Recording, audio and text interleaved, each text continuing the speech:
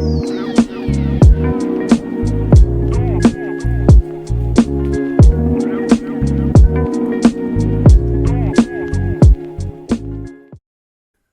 Back to my channel Swathi show. కొంచెం busy ఉండే గణేష్ నిమజ్జనంలో.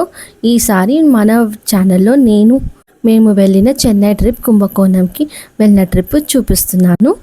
చూడండి, ట్రైన్ అయితే ఎక్కేసాము. ఈవినింగ్ ట్రైన్ తీసుకున్నాము చర్లపల్లి రైల్వే స్టేషన్ నుంచి. ఇది నాకు వచ్చిన సీట్. 2 టైర్ ఏసీలో రూమ్ తీసుకున్నాము అనమాట. ఇక్కడ నుంచి చూస్తున్నాం కదా, ఇది ఫస్ట్ టైర్ పీపుల్ వాళ్ళకి క్యాబిన్ లాగా ఉంది. నాకైతే సపరేట్గా చాలా మంచిగా వచ్చింది సీట్ అయితే. ఇంకా చెన్నైకి నెక్స్ట్ డే మార్నింగ్ అయితే రీచ్ అయిపోయాం చెన్నైకి. మేము చెన్నై సెంట్రల్ నుంచి ఎగ్మూర్ స్టేషన్కి వెళ్ళి ఎగ్మూర్ నుండి కుంభకోణం ట్రైన్ క్యాచ్ చేసుకున్నాం అనమాట. కుంభకోణం రీచ్ అయ్యేసరికి ఈవినింగ్ 6 అయిపోయింది, సెకండ్ డే. ఇంకా రూమ్ తీసుకొని ఫ్రెష్ అయిపోయి కుంభకోణంలో చాలా ఆకలేసింది. ఒక హోటల్కి వెళ్ళి కడుపు నిండా తినేసాము. నెక్స్ట్ డే అయితే ఇలా బస్సు ఒకటి మాట్లాడుకొని కుంభకోణంకి వెళ్ళిపోయాము అనమాట. టెంపుల్కి, కరుంబేశ్వర్ టెంపుల్కి అయితే వెళ్ళిపోయాము.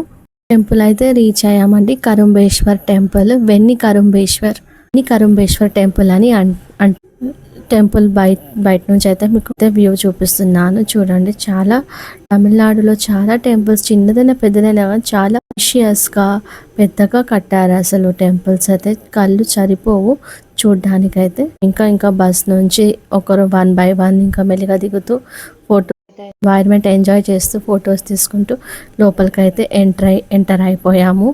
ఇది మెయిన్ గర్భగుడి లోపల. బయట నంది కనిపిస్తుంది కదా, అక్కడ నుంచి లోపల మెయిన్ ఎంట్రన్స్. చుట్టుపక్కల చూడండి ఎంత స్పేషియస్ గా ఉందో. అసలు టెంపుల్ అయితే చాలా బాగుంది.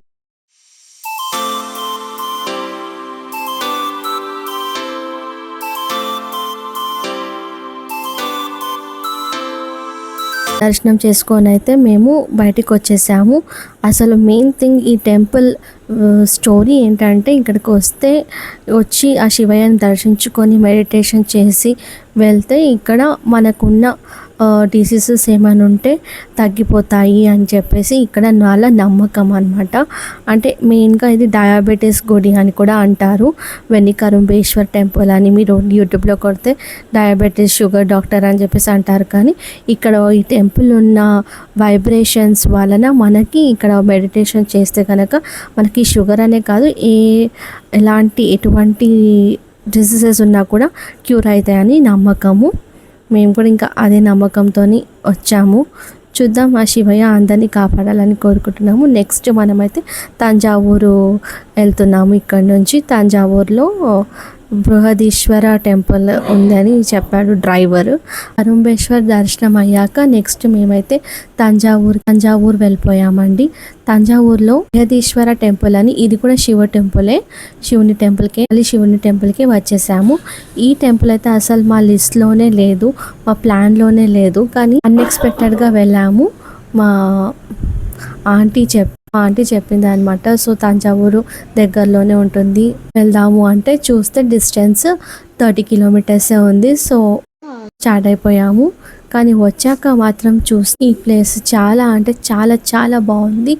అసలు ఆర్కిటెక్చర్ అయితే మైండ్లో నుంచి వెళ్ళట్లేదు. ఇప్పుడు కూడా చాలా హ్యాపీ ఫీల్ అవుతున్నాను, ఎందుకంటే ఇంత మంచి టెంపుల్కి వెళ్ళి దర్శనం చేసుకున్నానని. ఇక్కడ శివయ్య కొలిసి ఉన్నాడు. శివయ్యని ఇక్కడ బృహదీశ్వరుడు అని చెప్పేసి పిలుస్తారు. టెంపుల్ వచ్చేసి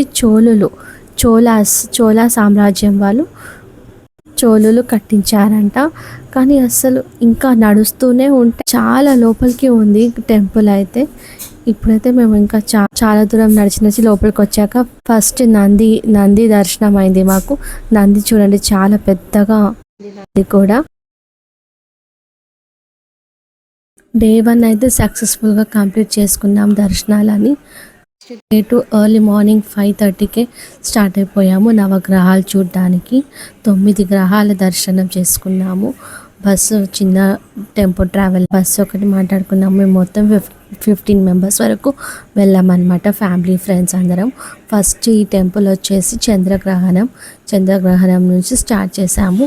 ఇంకా డ్రైవర్ తనకి తెలిసిన రూట్ ప్రకారం వన్ బై వన్ తీసుకెళ్ళాడు అనమాట. మార్నింగ్ 5:30కి స్టార్ట్ అయితే మా జర్నీ నైట్ 8:30 అయింది. అన్ని నవగ్రహాలు కంప్లీట్ చేసుకొని తిరిగి వచ్చేసరికి మీకు ఈ వీడియోలో చూపిస్తాను అన్ని గ్రహాలు.